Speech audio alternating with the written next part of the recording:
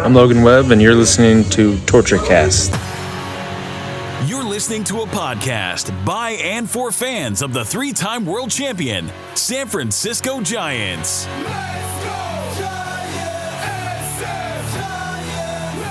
With hosts Chad King and Eric Nathanson. This is TortureCast.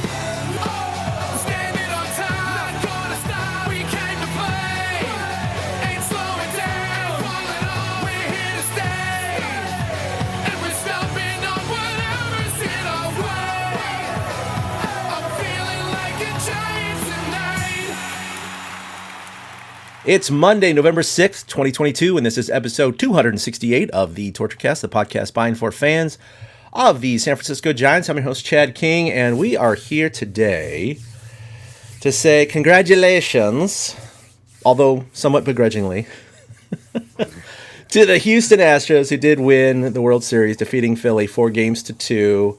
So I want to welcome aboard Willie Dills Gregory. How you doing, man? Good, man. There's no begrudging here. I'm very happy, very, very happy that the Houston Astros won. I understand the saltiness from other people, but in my opinion, this is not that same team. This is a team that deserved to win this. They were the better baseball team. They were a better team all season, and at the end, they played the better baseball, and they had the moments. The moments were there. In fact, I texted with you and Ty, and I said this to Hal. It was with my stepdad when we were watching the games together. I was like, this game, when the game started, this game 6, I was like, this game is going to come down to who has the one big bomb. And then for a second there, I thought that was Philly because they got the solo home run. And I was like, that might be enough. But then when Jordan came up with 2 runners on, I was like, oh, this is the thing. He's hitting 130 or whatever in the World Series, and he's going to have the one big moment, and this is his time. And then boom, and that was it. Jordan was crazy on that one. Dead center, man. That thing was way over the batter's eye. And that was a bomb. That other voice you heard, of course, is Eric Nathanson. Welcome aboard. The Astros. I agree. The Astros earned it. What a great World Series. Yeah, it really was. It was. Yeah. They absolutely earned. They played better. The MVP to me was the best all-around player of the series as well. Mm-hmm. You know, it wasn't just given to Jordan for one thing or just given to like Javier as a nod to the no-hitter.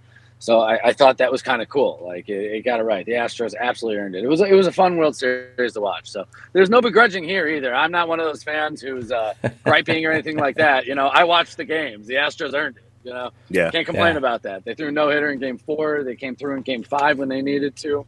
You know, there was many moments throughout the series, you know, between the no-hitter. Bregman hit that one double off of Alvarado, off a 100-mile-an-hour pitch to right field to drive in 2 runs in the no-hitter game to make that cruising for them. The Astros earned it. So there's no begrudging here in that at all. They were the best team top to bottom, and it absolutely showed. So congratulations to the Astros. Good for them. Yeah. I will say this, though. The Phillies were the only team in the playoffs to beat the Astros. So the Phillies, you know, they came out solid. They were down 5-0 in Game 1, and they came back and won that game. And I thought, oh, okay, I guess I was wrong. I guess the Phillies are the real deal. But then at the end, it's a sad tale of affairs. But this is kind of what has to happen in the World Series. One team has to lose. It's not gonna feel good when you start thinking about bunting with 2 strikes and 2 outs to end the 8th inning, and the best player on the team weekly popping out on the very first pitch of his 9th inning at bat with a runner on base. Those are 2 moments that Phillies fans are gonna think about for a long time, and they're gonna hurt. It's like getting called out for a check swing to end a game. You know, it's like these are going to stick with you, man, if you're a Phillies fan. I just want to circle back to what you were saying, Willie, where you noticed when you were watching the game with your stepdad about Alvarez having the sub-200 batting average. And you're like, this is the moment. I just want to say here's proof on the text. Okay, Alvarez, time to join the party. And then Ty's reaction. Yep. That's hysterical. That thing was a bomb. And then, a little Little I called it. So yeah. Anyway, good job. You definitely called that one. I was texting with you all guys, know and I was that like, when "Holy it comes crap!" when it comes to being a sports fan, if you called it, that means you actually did it. So, Well, duh. Jordan We all didn't know do it. that. I did it. Yeah, you did that. Powers of transference, absolutely. No, I don't hate the Houston Astros. Obviously, we talked about this last podcast. It's just the three remaining guys on there. It just kind of soils it a little bit for me. But, hey, look, Dusty Baker finally got his ring. I'm really happy about that. He had the most wins by a manager without a title, 2,093 regular season wins. And it's funny because that game one, they did lose the game after being up 5-0. And we were all like, oh, my God, this is like... How amazing was that? So similar. Like, for the first time since Game 6 of 2002, just how amazing is the coincidence of that in Dusty's first game, back the second time. It's so funny. Yeah, it was like, oh, man, I hope this doesn't happen to him again. Like, in this way. If he's going to lose, just lose. Not like this. Yeah. Well, in game 3, when he just decided, like, it's fine to give up 5 home runs for your starter. Yeah. I was like, Dusty, what are you doing, dude? It worked. Amazingly, it worked. I guess. And the Astros didn't score at all, so it didn't change the game, right? If it was 3-0 or 5-0. That's true. They didn't. Yeah, it was not like they came back and scored or anything. Yeah. But, it was boggling my mind that guy just kept being run out there and kept throwing these meatball curveballs over the plate, and they were just torching them. The thing about that one too is I texted. That was another one I was texting with you guys, and I was like, "Yo, he's tipping his pitches, guys. Something's happening here because they know it's coming." And then it came out later on Twitter. He was lifting his leg higher on his curveballs or something like that, and they were going crazy on those pitches. They weren't even good pitches though either. They were not good pitches. Locations. Yeah, no. Like McCullers just didn't have it. Like you got to be careful around champagne bottles from now on, everybody. You can't hurt yourself because you might lose to a World Series game. And I mean, maybe Dusty is crafty enough to say, okay, we're getting our ass kicked this game. Let the Phillies have this one. It's their game. It's their time. And we can just go back and we can rip off 3 of the next 4 and win the World Series, which is something you can think when you have a stacked team like the Astros are. True. And you have contributions coming from everywhere up and down the lineup and doing things. It wasn't just like Philly, Castellanos, Hoskins disappeared. What happened? Real Muto. What happened to these guys? Real Muto had the one moment in game 1, but that was it. It really wasn't much. And the Phillies 2 victories, look at that. An epic 5-0 comeback victory and a record-setting 5 home runs. And that was it. Other than that, the Astros really did just shut them down. And they looked like the better team. Dusty is the oldest manager / head coach in the 4 major sports to win a title. Wow. Yeah. I will say, though, if that was Dusty's plan, for that to work, you also have to assume that Justin Verlander is going to somehow win a baseball game in the World Series. That was his first win. He's your Game 5 starter, and he, at that point, was, 0-7 with people were posting the stat about Madison Bumgarner could give up 25 home runs in a row and would still have a better ERA in the World Series than Justin Verlander. Yeah, that was fantastic. I love to see that. It is funny how he's literally going to win the Cy Young this year, and every year he's a good pitcher every year. He's always a Cy Young contender. Mm-hmm. And to think that he was 0-6 or 0-7 with like a 9-10 whatever it was ERA, I don't get it. I don't like that. That's not bad luck. That's too many starts to have to call it bad luck. Too many starts. Yeah. I will say though, if you're in the World Series, you are facing the best other team in baseball, so it makes sense your stats would be worse, but not like that. Not that much worse. Yeah. Yeah, have a 4 ERA in the World Series, not whatever. I mean, it's incredible when your stats are better, right? That's like, oh my God, you came through in the clutch. But it should say, it should be that it's harder because the other team is obviously a good team, right? You don't get to face the last place team ever. But he did show up. You got to say that you got to give him credit. After all that, he battled like hell in that Game 5, and even though it was only 5 innings, it was he was in there getting out of jams the entire I kept looking bases loaded in the first inning, right? On base every inning. He still didn't pitch well. He just managed to get out of the jams that time. It really was boiled down to. That's what's kind of weird about it is he still didn't have that dominant game in his best game. I feel like in 17 he might have had a good outing or two for the Astros when they won it all back then. Didn't get a win though. We know that. Yeah, absolutely. But Yeah. other than that, it's all those times that they talk about getting lit up in 06 and 12, things like that on Verlander's record. But I mean, he did his job. He got out of the jam. Yeah. Astros did their job in Game 5 with that. It's the difference too. He was happy to get them through 5 innings, but like the Phillies, for some reason, are pulling the starting pitcher and Jordan's facing Alvarado instead of letting Wheeler go. Like it was a Blake Snell situation all over again for Rob Thompson and the Phillies on the pitching front. It was like the opposite of getting the most out of your guy. He cut bait and ran so quickly instead of at least trusting him. And Dusty outmanaged Rob Thompson in this series. He absolutely did. Like he didn't blow that 5-run game. It was Verlander. It just got out of hand fast. Dusty may have had to have somebody warming earlier to replace Verlander in Game 1, but other than that, he really didn't have a bad game. He let He Lance started take great. the lumps. But it falls apart quickly sometimes in the playoffs, and that's why I really appreciated Bochy when I look back on 2010, 2012, 2014. How short of a leash Bochy had. I mean, we had guys going like an inning and a third, and we're like, "Hey, thanks for that inning and a third, man. That was great. All right, turn it over to the bullpen now." Here you got a guy giving up freaking 5 home runs, and we're like, you know what? Just keep him going, keep him out. Yeah, there. just eat some innings. It's only the World Series, whatever. Yeah.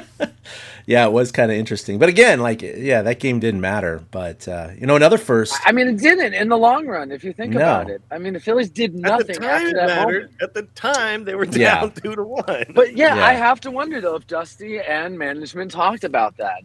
I wonder if they went into Game 3 thinking, if this one gets away on us, let's not waste our bullpen. If we're going to use our guys on back-to-back days, let's focus on using them in Game 4 and Game 5 and not waste guys that we don't need to waste in Game 3. And once it gets away, they're like, okay, this is a great way to not use our high leverage guys, and we can use them to shut down. And I mean, what's the result? Game 4, no hitter. I mean, that was one of the most amazing things.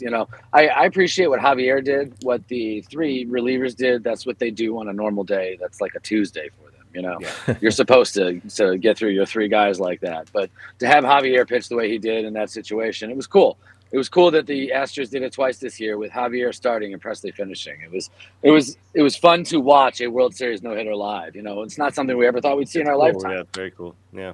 I will say though, if I'm in the office and someone comes to me with a plan that we're going to lose Game 3 and we're going to let it go and we're going to let it get away, I'm firing that dude on the spot. I'm like, you are no longer part of my baseball team, dude. I mean, you can see the point though. We're going to win Game 3. That's what we're going to do. You can see the point though. Like it's like let the Phillies have their moment because we're going to crush their soul in the end. Like some teams do have that. In hindsight, sure, but I'm just saying, if anybody says that to me, and I'm a manager in a World Series game, I'm saying, that is not the plan. We are not entering any baseball game with a plan to lose it. No, that's true. And when the rain delay hit, they actually, most people, including myself, thought it benefited the Phillies more than the Astros because they were able to reset the rotation a little bit, having that extra day. And it looked like, hey, first game, after the rain delay, Phillies went up 2-1. We're like, oh, Philly has the momentum right now after hitting all those bombs. And man, the very next day, I mean, that is the quintessential example of, momentum sometimes is a very subjective subject. You know what I'm saying? Because everyone was like, oh my God, Philly waxed them, blanked them, 5 bombs. They got all the momentum. They didn't just lose the next day. They got no hit the next day. I mean, that just killed any momentum that you could even speak of. It's just funny how we all do buy into this momentum thing. And half the time, it's like, it doesn't mean anything. It didn't. It showed. Absolutely. You're right. Yeah, this was a really, really cool World Series just because the storylines were so prevalent. There were just so many. It was so back and forth. And, I wanted the Astros to win, but look, I'm not the Astros fan. Ty is. I'm not. I wasn't walking in like I'm going to watch every game of this World Series. And after a couple games, I was hooked, man. Every night, I was like, when the game got rained out, I was like, what? What am I going to do now? I was disappointed. You do something else. So I was, by the end of this World Series, I was fully invested in it, and I wasn't watching Warriors games. Instead, I was watching the World Series. two teams that I don't care about, right? That's okay. The Warriors weren't doing anything good anyway. I know the Warriors were losing every single game at the same time. So. 0-5 on their road trip. That was pretty bad. Yeah. No defense. But you're right. You're right, Will. Just look at the literal quick storylines. Game 1, you have the 5-0 comeback. Game 3, you have 5 home runs, which sets a record. You have the no-hitter in Game 4. You have a quality Game 5, and then you have the Jordan moment in Game 6. Mm-hmm. So there was a lot of different things as a baseball fan to be attracted to. I'm with you. After Game 1, I was hooked. How quick the Phillies came back. Yeah, it was kind of like, oh, wait a second. Okay, the Phillies, they can take a punch and swing back. Like, this might be really some good baseball we're about to watch. Like last year, Braves-Astros, I wasn't that invested. I didn't care that much.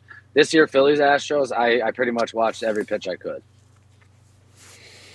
Yeah, well, the Astros were just dominant. They were clearly the best team. They went 11-2 in the postseason. And like Willie said, the only 2 losses were to Philly. So that is a hell of a run, guys, in the playoffs. I mean, you sweep the Yankees, you win your other 2 series. It's just, they weren't close to losing anything. So that was one of the more dominant runs that we'll see in a long time because, no one's gone undefeated since the expansion of the playoffs. But losing only 2 is pretty much as close as you can get or you can reasonably expect. So, and to be fair, they did that with, Altuve having basically a horrible postseason. Yeah, he did one nothing. Of their best players.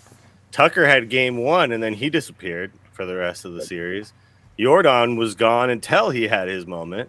They are much more solid up and down that lineup than a lot of teams. And as a Giants fan, it makes me jealous to be like, wow, your 7-hitter can get you through a game? That's crazy. I don't know what that's like. Or I guess I do know what that's like, but I'm a whole year removed from it, and it hurts. You know what it's like because the 7-hitter is hitting third in a Giants Yeah. I mean, Alvarez only had 3 homers in the postseason, but each one gave him the Astros, and each one, they weren't even tied. They were down. So they were all won those 3 games. It's just crazy. Yeah. So talk about clutch home runs, man. And he was just like, "Oh, we're losing? Oh, okay. Late in the game? Oh, okay. I'll here, guys." It's just like talk about that Pena kid was amazing though. That kid showed that he had the coldest blood. He was so calm in every situation. I love his approach at the plate. Pena, the bat flies through the zone and a really good plane too. He keeps it really steady. And he's pretty good out on the diamond. I totally get why they let Correa walk. It made sense. And you listed it in the notes. I know I looked at it, but this was the thing going around.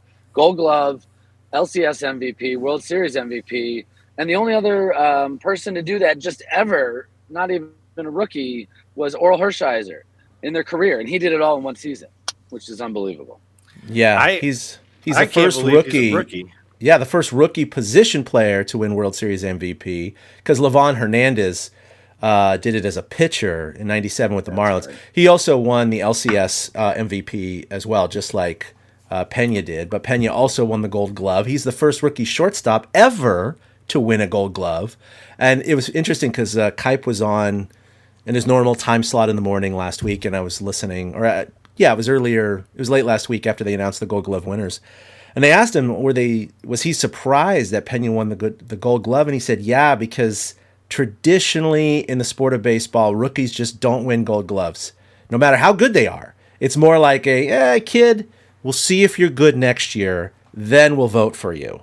So he said it's kind of an unwritten rule in a way that he's always been aware of. That's why rookies never get Gold Gloves, no matter how good they are. But he's like, he obviously impressed the voters enough to get it this time. But yeah, that Jeremy Pena, is pretty good, although he's waving the Dominican flag. And Dusty said, yeah, he's the first Dominican that I've ever heard of that went to the University of Maine, so kind of a local boy. His dad played ball. Who was his dad again? Because his dad was the leadoff hitter that faced the Giants, I believe, in his first game as manager in '93. Who is it? I forget his first name. Geronimo Pena. It's Geronimo. Right. Okay. Yeah. Okay, that makes sense. He was born in the Dominican Republic, though. So. Yeah. No, it's just one of those things. He's got the credentials.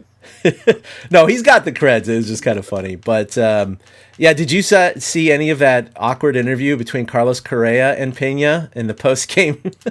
No, I missed that. That sounds awesome. Oh, there was all these great. I mean, granted, it was probably just in the middle of a facial expression as he's talking, but they have this great deadpan shot of like, well, I can't believe I'm doing this. But here's, Kevin Correa, or Carlos Correa, interviewing the rookie who replaced him in Houston, just winning a ring and the MVP and the Gold Glove and the LCS MVP, and you could just see the look on Correa's face is like, I can't believe I have to do this.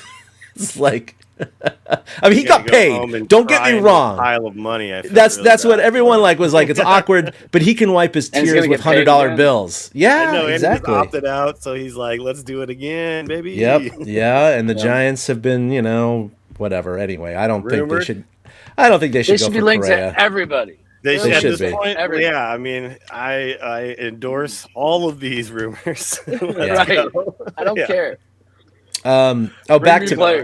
Back to Pena. Also, only 8 other players have won both the LCS and World Series MVP in the same year. The last was Corey Seager for the Dodgers in 2020, and then before that was Mad Bum in 2014. So those are 2 of those remaining 8. I forgot he won the MVP in the LCS in 2014. Yeah. So not a real common thing. And then, of course, our old friend Mauricio Dubon won a ring too. Granted, he didn't do much in the postseason. As a defensive replacement. It was sweet. But hey, when Dan Ugla got a ring, so I think Mauricio Dubon could get a ring. Entire postseason, he was on 25-man roster. He was. Yeah, he wasn't even like head value. He wasn't even on the taxi squad or left off the roster like Barry Zito. Never got an at bat. Dusty could have gotten him in. Like this is my biggest. Go ahead. I was just gonna say that this to me is one of my original disdains for the designated hitter, which I've softened on as it's happened, but was just it makes guys like that, they just sit at the end of the bench because you don't have to pinch hit ever. Yeah, and like I don't know how many times they did pinch hit, but I think I only remember once that I could think of, like off the top of my head, and that to me, I don't know. Kind of annoying. I miss the pinch hitter. I miss the bench mattering. So I do too. I still do. But moving on from that, unfortunately, there's nothing's going to happen with that. Not going to come back. You can't tell me though that Mauricio Dubon wasn't a better option than friggin' Aledmys Diaz. Like I got to tell you, I have never been so angry at a player as when Aledmys Diaz leaned into that pitch. In a situation, second and third, the winning run is at second base in the 10th inning of a World Series game, and you're leaning in to get hit by a pitch to get on base. Your run doesn't matter. It doesn't matter at all. So why are you not swinging the bat? Why are you trying to get hit? It drove me nuts. Like I wish he had been benched. My argument would probably be whoever's behind him has a better chance. I was about to say it might have been. I'm the sacrificial lamb. I just want to get on base to pass it along to the next guy. Yeah. But you're a major league ball player. Don't you want to be in that situation? That's my point. Yeah, I agree with you there. There's no way somebody said to him, stick your elbow out. But to doubt yourself that much as a player, to stick your elbow out and try to get hit by a pitch is totally different than Maldonado getting hit before the Alvarez homer. Yeah. That was a veteran who moved up on the plate in his next at-bat and was just trying to get on by hook or by crook. Diaz didn't need to get on. There was literally no reason for him. It didn't help the Astros really in any situation. A base hit helped them much more than him getting on base via base on ball. So it just bothered me. It totally seemed like a loser kind of move. So I had wished Dubon had gotten a chance over a guy like that. At least swing the bat, let him get a couple. Yeah, well, we know Schwarber trying to bunt with 2 strikes. Yeah. What the hell, man? I mean, these guys like in the game, and he's literally hit a home run his previous at bat. Yeah, I don't understand. The 8th inning of the elimination game, if you want to talk about and you're bunting. 2 strikes. They'll never expect it. Well, I mean, we know why he did it. They're down by multiple runs, and then with 2 strikes, they pulled the third baseman all the way to the end. He's got a bee in his car. Oh man! Eric just had a short fight with a bee. Apparently, he's gone. Yeah, that was great. But yeah, so I know why people are bunting with 2 strikes, because they're pulling the third baseman all the way to the other side of second base, and there's nobody over there, and he's thinking, if all I got to do is get one down the line and I've got a base hit every single time, he's thinking we need more than 1 run. So even if I hit a home run, it's not going to tie the game. But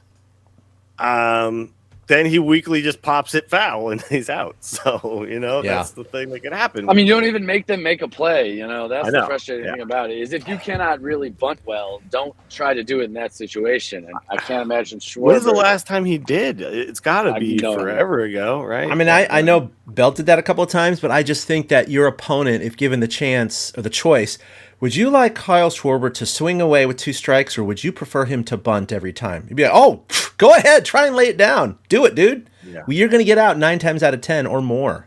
So it's just, the expected outcome is so much worse than if he just swung away with 2 strikes. It doesn't make any sense. Even like just a base hit over a bunting base hit is just stupid. But, I mean, I know the shift and all that, but still. Yeah, but just generally putting the ball in play and making them make a play has got to be a better outcome than what's going to happen most of the time. Yeah, most of the time. Well, hey, look.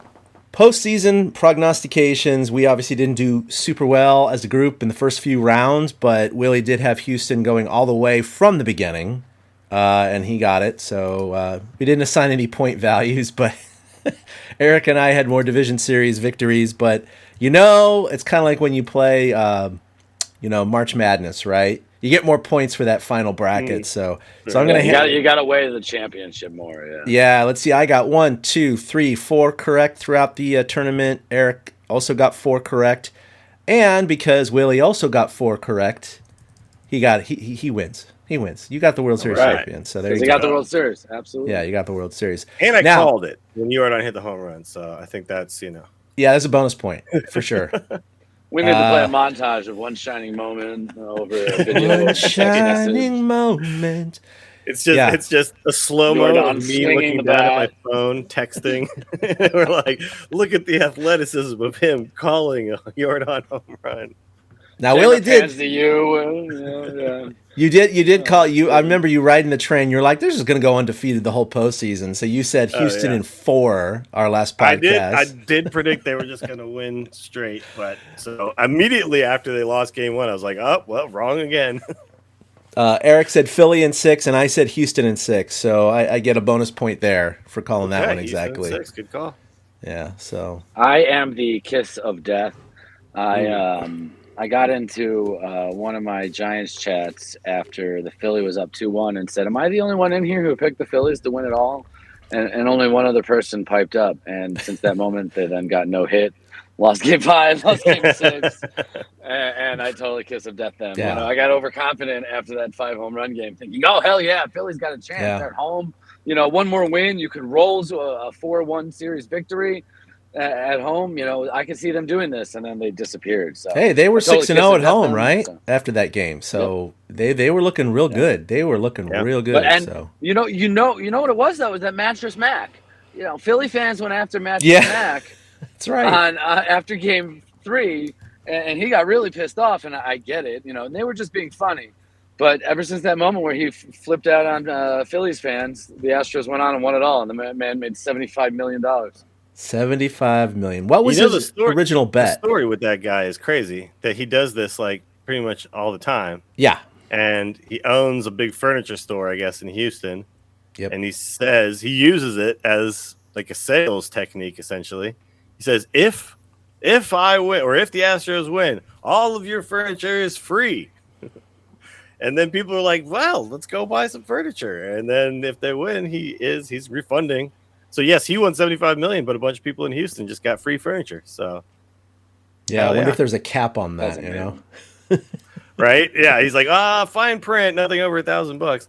I don't know if you have $75 million, I don't care. By the way, somebody did win that Powerball, right? The California Powerball. Nope. No, Powerball's it's 1.9 billion. I will be getting tickets when we are done. Christ. Okay, I guess I'm still buying. Okay.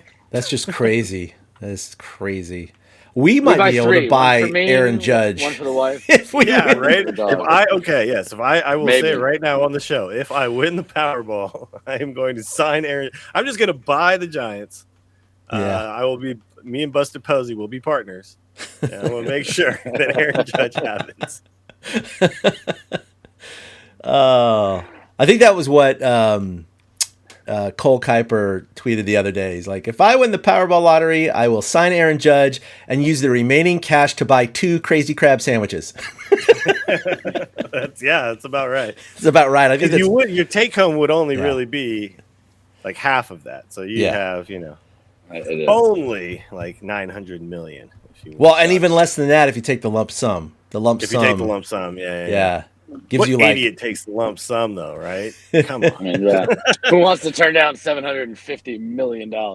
Yeah, I know. Like, I'm gonna pass on that. I would absolutely take the lump sum. If absolutely. I'm building a whole podcast network. And There's no guarantee. I'm not telling anyone until it launches, and then I'll be like, "Yeah, I won the lottery. Let's do that." Yeah, I'm just saying, it's paid over 30 years, so no guarantee I'm going to be alive in 30 years. So I want that cash now, baby. I've read into it. I totally looked into it for the last drawing. I know how much the annuity grows by. It's very fun. Yeah. I guarantee if I get the cash, the lump sum, I will not be alive in 30 years. That's another way to look at it. Yeah, that's true. I don't even know. Give me 1 year. You guarantee your early demise. Oh man, yeah. Could you think of blackjack? Oh, the lifestyle would change dramatically. Bender, that's what that was. Bender, going off. He'd spend it on hookers and blackjack. Sorry,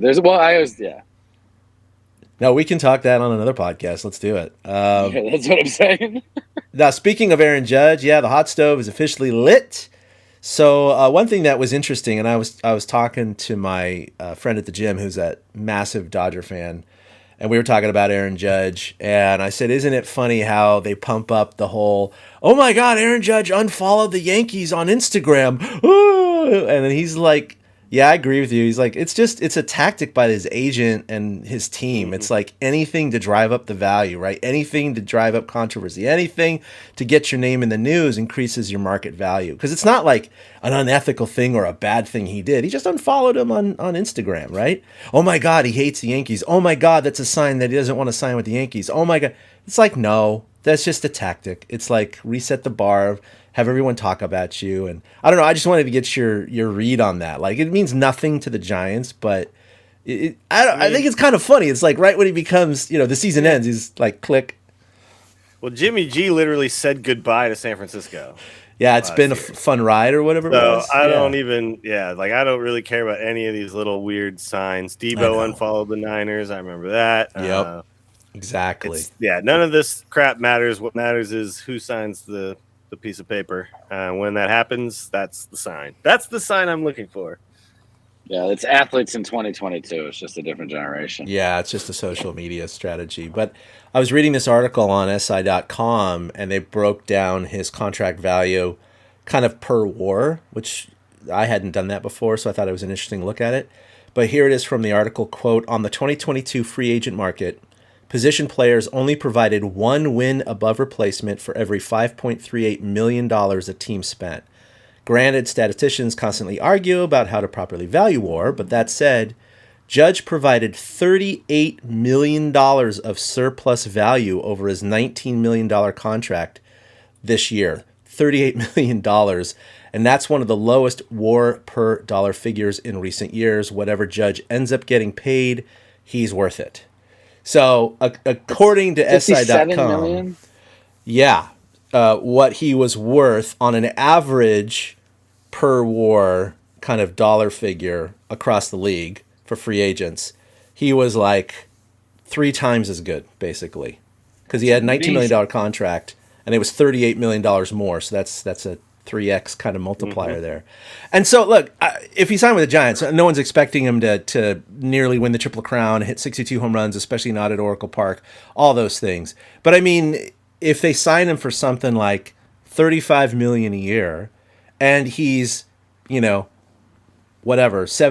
as good as he was last year, that would kind of be on par with a dollar per WAR figure. I mean, it makes it a decent deal. And so that's what this article is kind of making that argument. Like, just go ahead, man. It's going to be worth it, at least in the beginning. Now, there's all the arguments for the back end of the deal, which we've discussed before, but we're like, this day and age, for a superstar like that, that's something the Giants or whoever signs him is going to have to do. They're going to have to deal with the back end of a massive contract in which it will not be worth a per year figure, but it'll be worth it in the first 3, 4, 5, 6 years.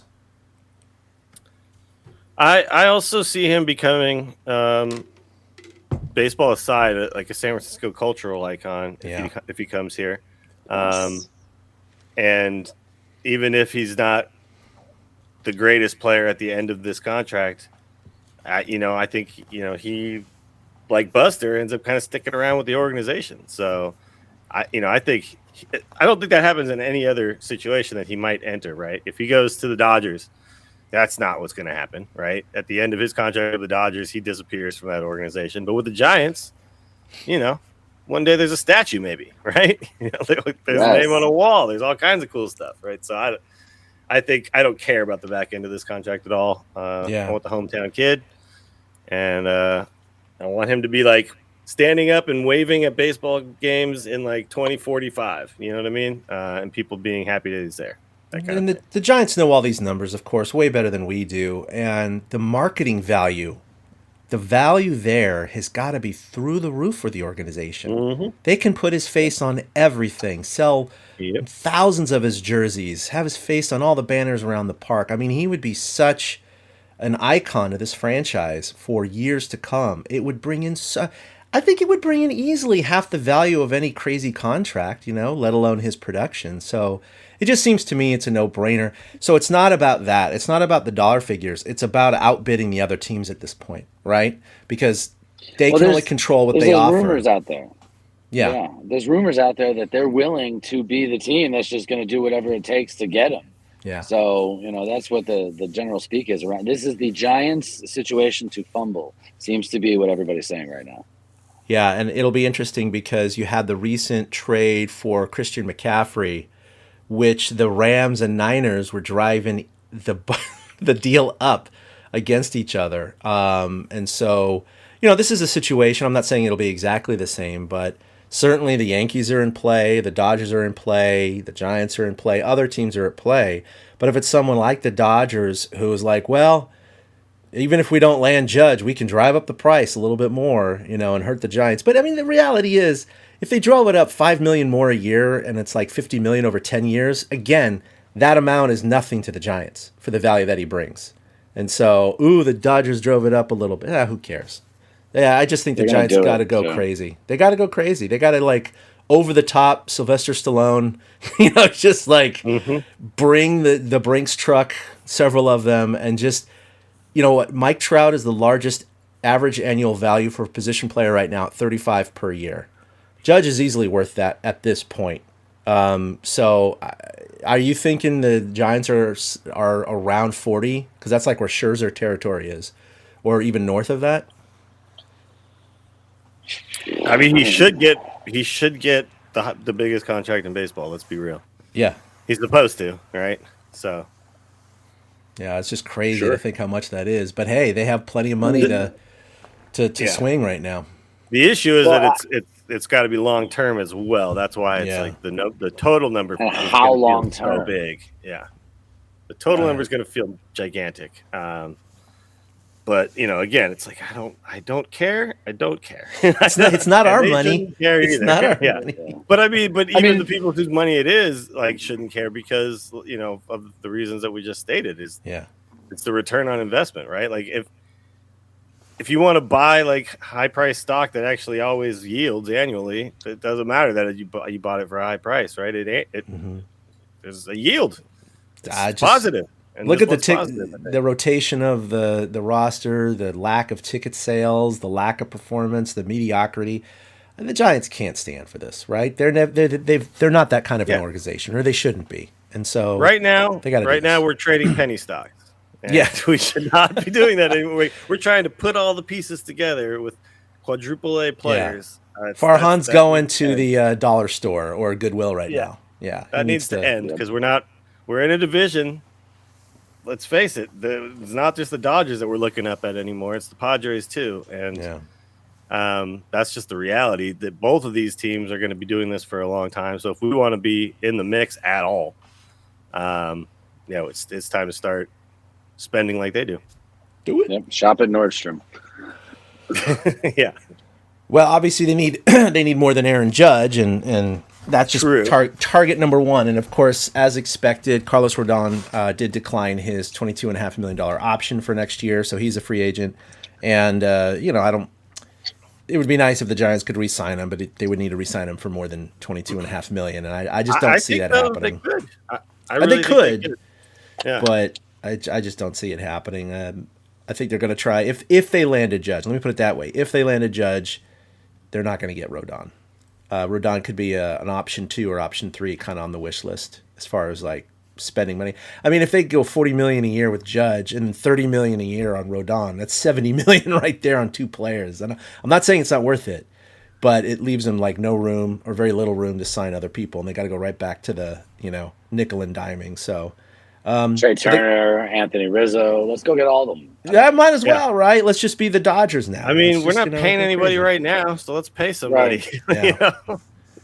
Let's pay a bunch of people. You know what I mean? It's like it's funny so this World Series, everyone was talking about the plucky Phillies, the team of destiny. Oh my God! And then I looked up that their payroll is insane. Their payroll is really the third high. highest payroll in baseball. So yeah, plucky my ass. High. Like this is the thing. It's if you want to be a team that's going to compete at the end, we can't be like the 12th team on that list or whatever it is, right? Yeah. And I know, we're not Tampa Bay or something like that, but come on, this is a huge baseball market, a storied franchise. Like we can't be acting like we're the Oakland A's over here. I'm sorry, right? Like, and the A's might be leaving. You got a whole swarm of fans. You can maybe scoop some of those pockets of A's fans in to follow your team. It's a prime opportunity right now. Yeah, it's a good point, Eric. Yeah, with the A's potentially leaving for Las Vegas in a couple of years. Yeah, there's prime opportunity to suck up some of that fandom, especially some of the young fans, or just even fans in general who just want to go see a baseball game, just go like, well, the only game in town is Oracle, so let's go. Let's do it. Exactly. Yeah. Well, earlier today, the National Baseball Hall of Fame announced that Barry Bonds and 7 other candidates are going to get another shot at the Hall of Fame through the the Contemporary Era ballot, which is comprised of 16 members from the, quote, National Baseball Hall of Fame, executives and veteran media members. I don't know who those people are. They haven't specified. That's just what they said on their site. And of course, out of those 16 votes to get in, you have to garner 12. So that's 75%, just kind of like the traditional vote itself. So the 7 other candidates are Roger Clemens, Albert Bell, Don Mattingly, Fred McGriff, Dale Murphy, Rafael Palmeiro, and Curt Schilling. There isn't any minimum or maximum. No one could get in theory. But other than that, I mean, this is obviously the only shot Bonds has left when they do these committee type of votes to get in. And at this point, I guess it really doesn't matter that much. It's more just kind of, leaving him out. This is the way to put an asterisk on him getting into the Hall of Fame, right? Yeah. This is like, oh, well, he didn't really get in. That's basically what it's going to be. That's all these guys. That's what you'll say. Like, I don't know. If I'm Barry Bonds and I know, like, this is some dumb, like, fan crap, but I might just be like, nah, I'm good. You guys didn't want me. I'm fine with it. Like, because it's just, I don't know. I wouldn't want people to, like, forever. That's my thing. That's my legacy, right? Yeah. You didn't really get in, guy, just so you know. Yeah, but you're still Hall of Famer Barry Bonds, He's still home run leader Barry Bonds. He's still, you know what I mean? He's still a lot of things that I think he can be proud of. I almost feel like there's a little bit of, like, pride in just being like, nah, I'm great without you guys. I don't need it. But to me, I guess I'm also super cynical about the Hall of Fame now. So yeah, no, I he might not lost be. A lot of respect. To him, he might be so excited for a chance. So yeah, no, I don't think he'll deny it. But it'll be interesting because I'm looking at this list of names, and it's not that all of them are not deserving, but at the same time, you have Curt Schillings, and Roger Clemens also having their name kind of attached to steroids, and Schilling's always been dropping off. Rafael Palmeiro, sitting right there. I mean, he actually, straight up, this is the steroid we passed on you before list. And so, and then they threw a couple other guys on there just to make it not seem that way, I guess. Is this a committee that meets every year, or did they just pull this crap together to try to correct something? I've never heard of this before. I think this is brand new, and I think it's going to be every other year because they didn't say that in the article precisely. There's a lot to be known about this because it is so new. But they said this year is going to be this committee, this contemporary committee for players. They said in the fall of 2023, it'll be the contemporary committee for managers, writers, coaches, that kind of thing. That's all they said. Oh. So I don't know if this is a one-time thing for each category or if it's going to alternate. Like in 2 years, they're going to do this again. Because it would be weird to like do this only one time. That doesn't make sense, right? And it's for players up through 2016, I think is what they said. And there's a starting date too. So it's not going to consider some, backup shortstop from 1934 either. But, looking at these names, Palmeiro, Schilling have gotten less votes than Barry Bonds. Clemens and Bonds were kind of close, similar to the voting. 16 votes, though, or 16 voters. I don't know who they are. I don't think anyone knows who they are right now, except for the Hall of Fame. So that's what's going to be the determining factor. If they have 3 or 4 guys who are completely anti-steroid, well, then why even nominate these guys, right? Like, they're never going to make it. So that suggests to me that the committee is going to be comprised of people who at least give them a shot. You know what I mean? Because if the Hall of Fame just chooses guys who are anti-steroids, the guys voting, it's like Hulk Hogan, Jose Canseco, exactly. Willie Mays. It's all Giants fans and executives. Well, I mean, you got to wonder, are there like 10 people who would be locked in already are yes votes on Bonds and like 4 people are definitely no votes? So are people courting those 2 other voters in between to be like, no, you should vote for Bonds. No, you shouldn't vote for Bonds. I mean, like, who you're right. I mean, why else would they put it together if they didn't think this was the shot to get some of these guys in? I'd be good with just Bonds and Clemens from that list. That's just me. It's a hell of a ball club. McGriff comes close too, I would say. Yeah, it's a hell of a ball club that they would put together with those names, though. I mean, Mattingly is like the worst of that bunch, if you ask me. And he wasn't bad at all. He was just good for.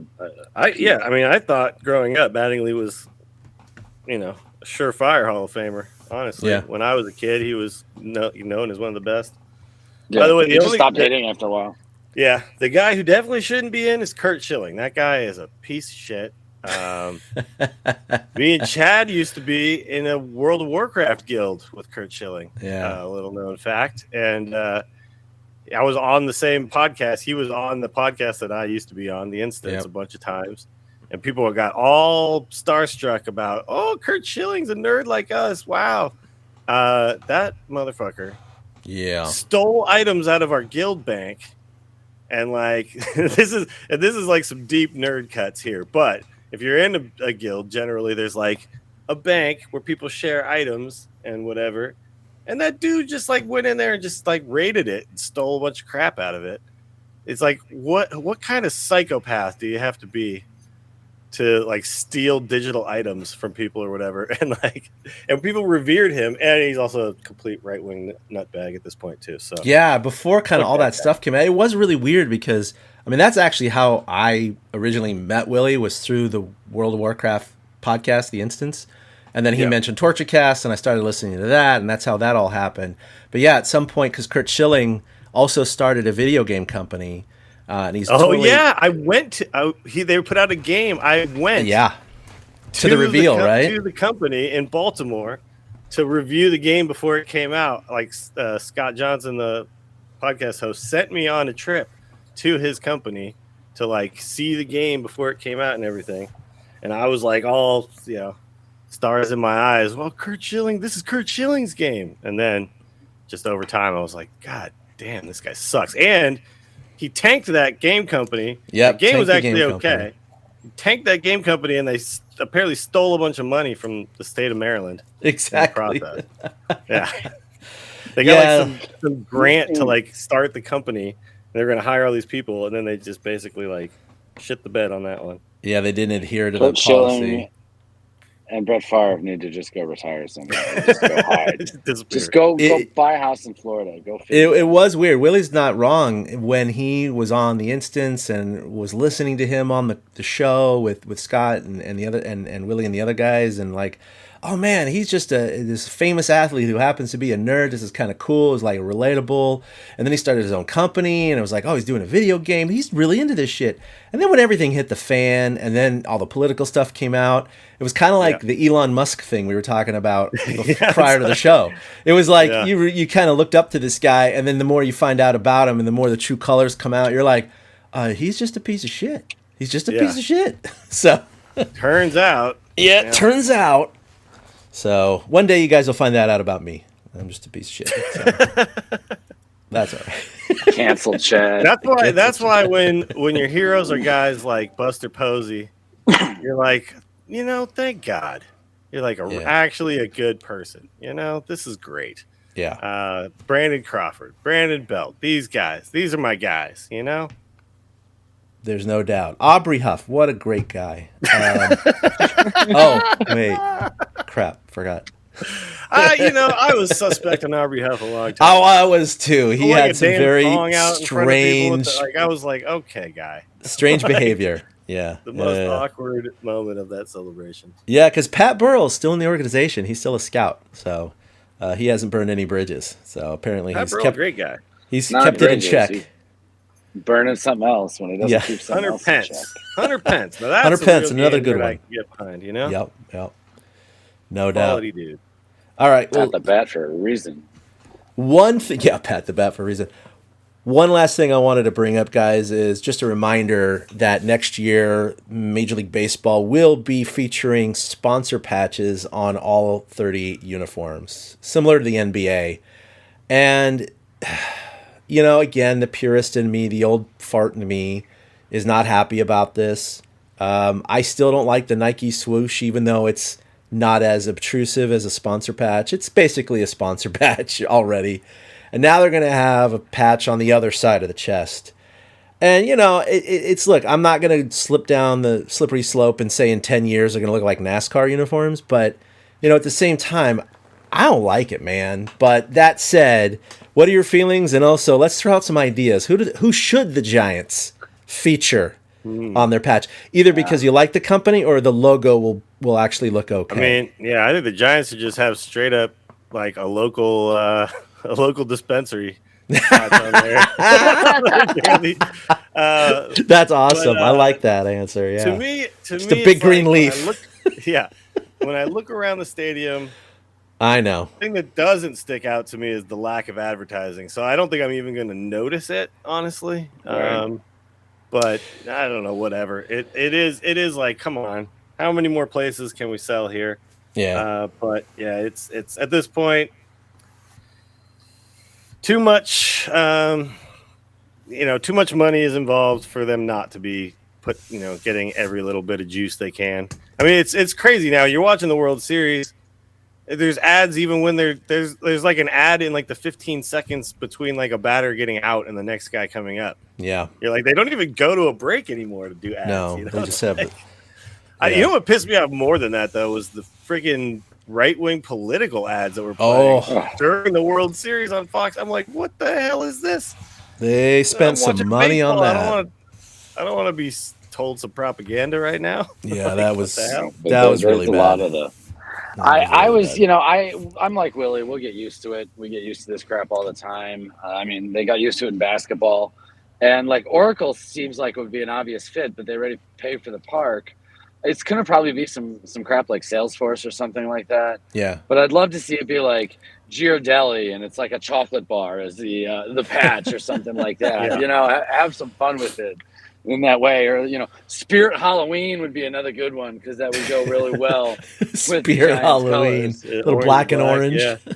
I would like it to be some sort of a local company. I think that would be cool, right? It would be very San Francisco. So yeah, if it was like Ghirardelli or something like, I guess at this point, Salesforce is kind of a local. We have the biggest friggin' building in the city is them now. Yeah, so it is. I wouldn't be mad about that either, but I want to be more mad next year if they actually do that stupid throw over to first base rule Stuff like that. That's going to make me more mad than anything else. Like, I'm more concerned about that kind of stuff than patches on uniforms. Yeah, the no kidding. Yeah, a lot of people were thinking like, got to go as apolitical as possible. But it's funny that Eric brought up the black and orange, because I had looked up black and orange logos for companies. Right. And here's a short list here. We got Black and Decker. And by the way, that was an old battery back in the 80s, which would have been really cool. Black, Steve Decker. Yeah. Black and Decker. Okay, again, not talking about politics and what's behind the logo itself. Home Depot, Reese's, Amazon, Fanta, Harley Davidson. I said Amazon. Gulf Oil, Hooters. Hooters, baby, let's go. Look, not Amazon. Amazon, that's not Amazon, not Twitter. Let's not worship any billionaires. But yeah, all of those are fine. Black and Decker is pretty fun. Yeah, I like Black and Decker. And then you can, or Home Depot you could do, and then just for September you do Spirit Halloween. You vacate the Home Depot and you bring in the Spirit Halloween. So now you got to bring that in around June or July, because that's when those stores now open. It's so ridiculous. Yeah, that's true. It is funny because Christmas ads are already on TV. Yeah, pretty much. No matter how much I like the pristine nature of a baseball uniform, and the Nike swooshes kind of sullied it. And now this patch is coming in. Advertisement's always been a part of all major sports. I mean, you look back at the old, Babe Ruth days, and the stadium in black and white photos is covered with like Chesterfield cigarettes and this kind of beer and this kind of, talcum powder. And like, it's pretty funny to look back, and every square inch of fence is covered by an advertisement, like 80 years Green ago. Monster used to be all ads. Yes, that's right. It used to be all ads until they finally took that away. So, yeah, it's not that baseball's never had advertising. It's just it's never been on the uniform until now. And so NBA started it. But again, as long as it doesn't go NASCAR or even soccer, right? Or football, I should say. It's like you don't even know what the team name is. It's like just sponsor on the front. I hate that. That's the worst. It is funny though. Like at a certain point, like if you think about NASCAR, you think of the car as that's the Pennzoil car. You know what I mean, you don't even think of like the driver or whatever. No, or the number that's on it. And that's the way that sport kind of started. So it's kind of like natural. Sure. It's like it's been a part of that culture. But yeah, this is a little different. But anyway, we'll see. I don't know what the timeline is for that. When you have to remember to change the damn name of the stadium every couple of years. Yeah. At this point, like, do I care so much anymore, or am I just over it? Like, whatever. Yeah. No, I know. Hopefully it's just not sitting above the ants like this massive patch that's taken up like the entire upper quadrant. That would suck. I got the idea though. If one of us wins Powerball, whatever podcast network thing that gets started can sponsor the Giants on their uniforms. There you go. There you go. Yeah. Be able to afford that at that point. Torture Cast logo on the Giants. Right? Why not? Let's get the TC right there. Why not? Yeah. I was reading up on it. Depends on the suitor and the team and all that. But they were talking a ballpark figure would be about $20 million a year for a sponsor on the Cake, uniform. Baby, I got like $900 million. Right. So I'm good. I'm like, wow, $20 million. I'm like, well, I guess a sponsor could pay for half of Judge's contract. Look at it that way. That's the interest on my $900 million in the bank, dude. Like, let's go. And they'll give us a suite. You know what I mean? Yeah. Oh, that's true. For the season. Do we lose press box access when we get our own suite, or can we? We'll lose it when all the press box guys start hanging out in our box because it's so much cooler than just being in the press box. Oh yeah, but we can sit in there and just drink. Craps tables in the back. Yeah, right. That's what I'm saying. I think we can applaud. We can sit up and cheer. Gotham Club. We'll just buy out the Gotham Club. We got. That'd be sweet. Pool table. Oh, that'd be nice. Did we tell you, Eric, that we went in there? Did we talk about that on the show? Yeah. You guys, I realize now that every time I just go to a game, I'm just gonna bring my press pass. And maybe I shouldn't say this out loud. I hope none of the Giants people are listening. I'm just gonna go in there and just be like, "Hey, what up? I'm just here to look around and just hang out." Yeah, no, it was a cool little play. Yeah, that was the first time both you and I had been in there, so not too shabby. But boy, bringing a family of four in there to have a dinner or a couple of drinks, woo wee. I mean, just to bring a family of four to the game. Period. Yeah. Pretty crazy. All right. Well, I think that's going to do it for episode 268 of the TortureCast. You can follow us collectively on Twitter at TortureCast, individually at ChadK21, at 2 Out Hits for Eric, and at Willie Deals for Willie Gregory. No, I'm at Elon Musk. At Elon Twitter. Musk Right. for. Yeah. We're all at For now, Elon Musk we're- 1, those are at our- Elon Musk 2. Yeah, I'm Giants dropping at tweets Giants left fan and right Elon about Musk. how good my pee tastes, and Oh, dang. yeah. Have you seen the stuff that people are like when they're pretending to be Elon Musk? That is true comedy. He said comedy was legal now on Twitter. Yeah, he said legalized That's what I comedy, thought. right? Yeah, but apparently not when they're saying that Elon Musk drinks his own pee. No. He doesn't think that one's funny. You can't That's have not that real kind of comedy. No, Yeah, that's not comedy. Anything against him? That's no. Oh man, Yeah, he's like freaking Twitter's a wild, wild place right now. I mean, I'm kind of president of China when they call him Winnie the Pooh. Like Winnie the Pooh is outlawed in China. You can't use that image because it's apparently it looks like what's his name, Xiaoping or whatever it is. Yeah, because he's kind of a portly gentleman. As long as they don't touch my Giants Twitter, that's the thing. I need to be able to, when I'm watching baseball, I need to be able to know that when I look on Twitter, there's going to be a million people talking about enchiladas and stuff like that. You know what I mean? But just don't touch that, Elon. All right? Yeah, I just don't want it fragmented, like you said, and just people start leaving, for other things. But, I know the right wing, this happened to them, and they all left for Parler and things like that, and a lot of them came back and said, Parler. Yeah, they kind of came back and said that, never mind. They're all on Twitter still. Now, Exactly. What's funny is my feed is now the algorithm must have changed because my feed is just all of these right wing people. I'm like, I don't follow any of these people. Why am I seeing their tweets? And I was like, okay, I guess that's Twitter now. I have to specifically curate my feed. It's like TikTok now, I guess. Yeah, You gotta block people that I don't want to see. you got to do that. Yeah, they creep into the feed, and you got to go block. So.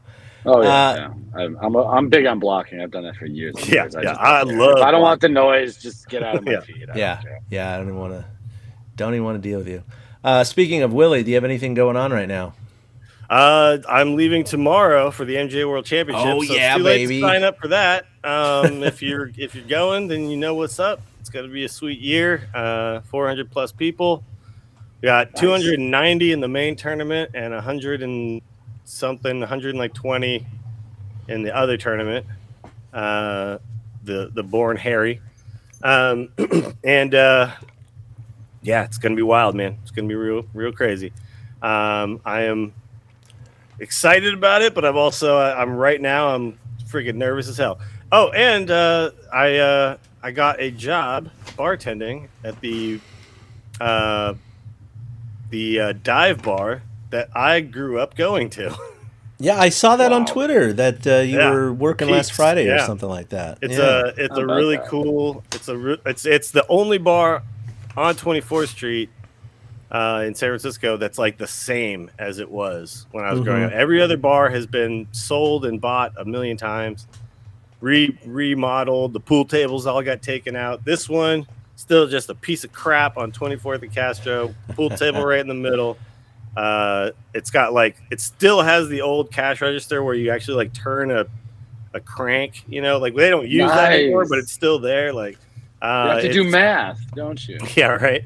But it's still kind of like the same vibe when you go in there. Just a bunch of locals who have been living in the neighborhood forever, hanging out.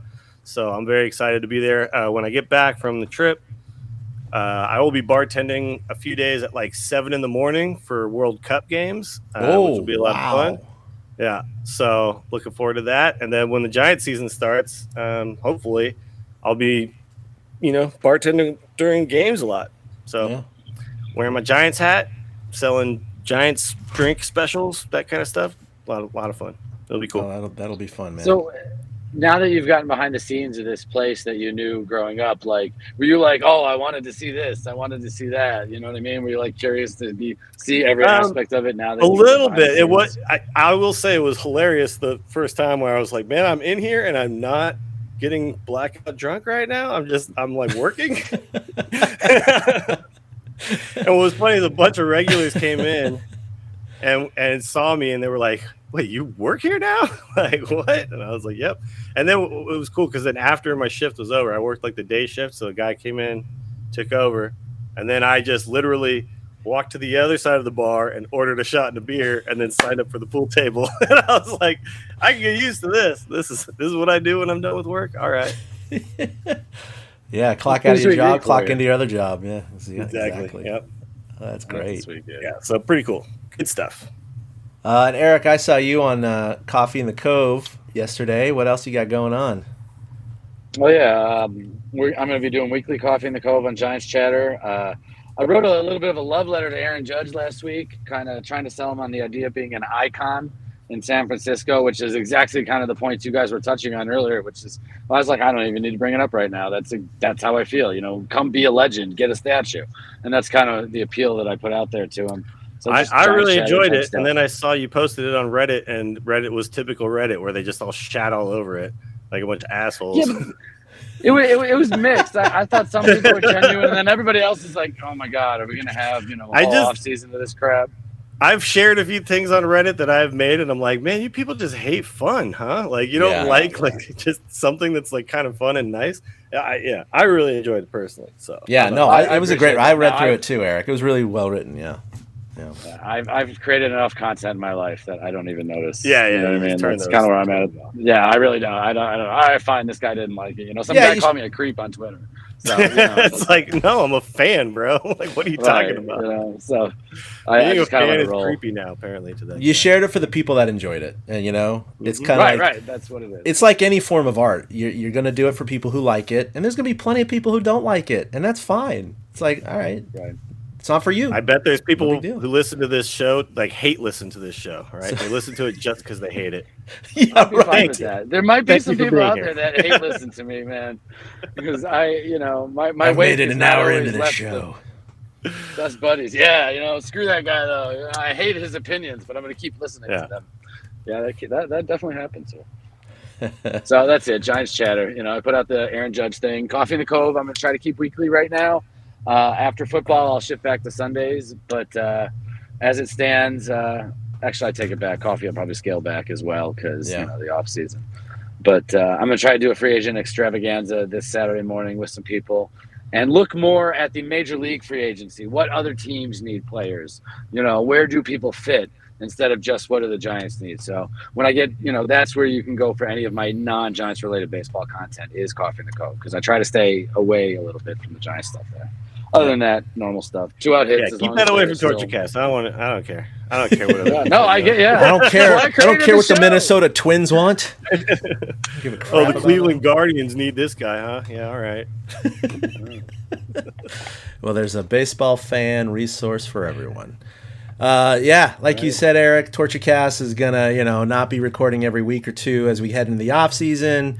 But as the hot stove heats up, we certainly will record, probably at least a couple times before Christmas, kind of updating everyone on what's going on. And certainly if anything major happens, like an Aaron Judge signing or anything like that, we would be recording very, very imminently after such an event were to happen. So, and look, the major free agent signings they've done in the past, a lot of them have happened in the late November, kind of December timeframe. So, it could happen in the next 30 days. It might not. In the last couple of years, baseball's been weird.